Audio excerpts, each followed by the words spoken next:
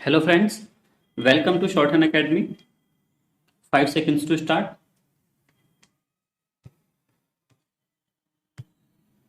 This question, sir, in my humble opinion, should be viewed from a different angle from which it was looked at and discussed here yesterday. It is true that it is correct in principle that the railways, whose entire capital at charge is drawn from the general revenues, should be able to make a good contribution to the general revenues, but in applying this principle, care must be exercised. If we are looking at railway systems in advanced countries like the United Kingdom or the United States of America or any such country, this principle no doubt could be applied on all fours. But in a country like India, whether it could be applied is a question that should be considered. It was argued that the railways have a long history, and because they have long been an established concern, they should now be able to contribute to the general revenues.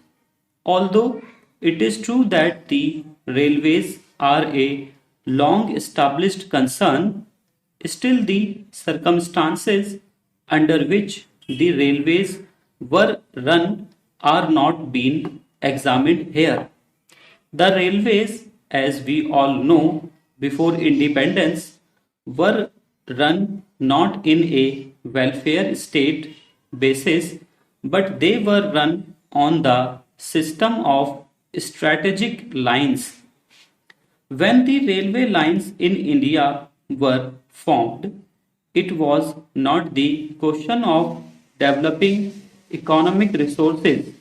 It was not the question of linking up industrial centers.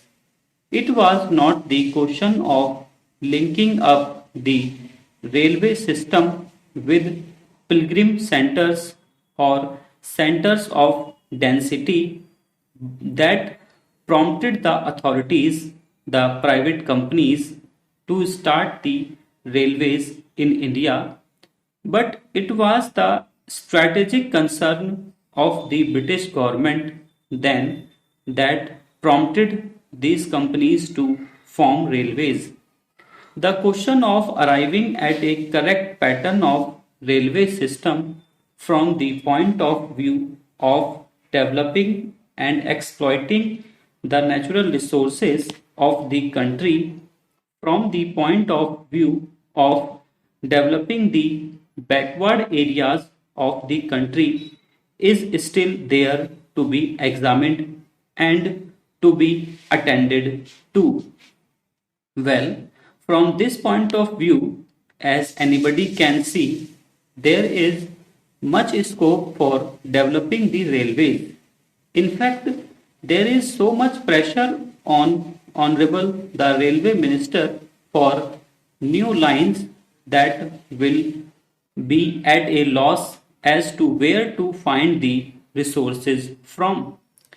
They say undertaken in the second part of the 5-year plan to construct new lines of 1500 kilometers in length.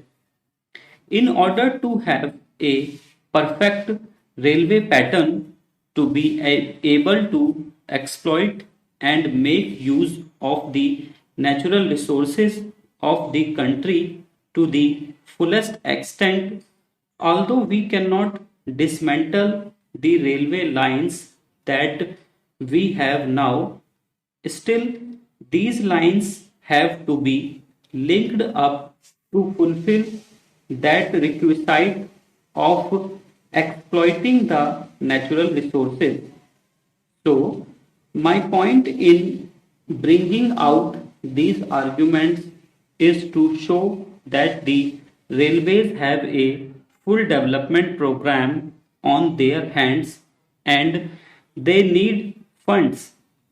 They can no longer draw from the general revenues or the country, as the railway finance is separated from the general finance. They have to obtain the resources that are required for development either by loan or otherwise. There is the other need also to examine in this connection, the need of passenger amenities, both inside these houses of parliament as well as outside. It has been agitated that passenger amenities are required to be given in a larger and larger number. The second class passengers before independence did not get adequate amenities. In fact, the condition of the bogies, the condition of the waiting rooms, the condition of catering facilities, and the condition of housing, all these things needed much attention. Although the railways have now taken up the amenities program, and according to the recommendation of the convention committee, we are now embarking rupees 3 crores per annum for this purpose. Still, I think it is totally inadequate. The railway administration has now recognized the fact that greater and greater passenger amenities are to be given, but they are not going on the right lines. I may make this statement clear by saying that they are not following proper lines with regard to the amenities that are to be given. I will just take one example and point out how they fall short of the requirements. Well, the question of providing waiting halls for second class passengers has been a much mooted question, and that naturally gets a top priority in the amenities program. Well, the so-called waiting halls that are now provided are like this. The halls are there. The exit gate from the platform opens into the hall. The entry gate into the platform opens into the hall, so much so that in fact the hall is only a passage. When people come and go, how can the second class passengers take rest here? That is a question which I have not been able to understand. Secondly, for the passengers who have to wait for a number of hours in these halls, necessary sanitary facilities should be provided. Now, the sanitary arrangements may be inside the platforms where the waiting passengers cannot go, and if they go and commit nuisance outside, the policeman will be there to haul them up and prosecute them under the police regulations for committing nuisance. So it is not imagined that when passengers are required to wait for 10 hours or 12 hours, they can go outside. They should have some bathroom facilities as we have for first class or for higher class passengers. That thing has not been visualized. Even for our cattle sheds in our houses, we have doors and windows.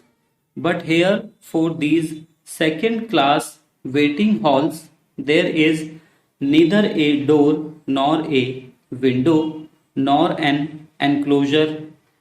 This I say to draw the attention of the authorities to think of these amenities in their proper proportion.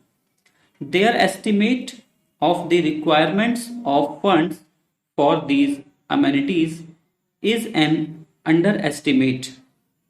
The needs for increasing the amenities are large. Stop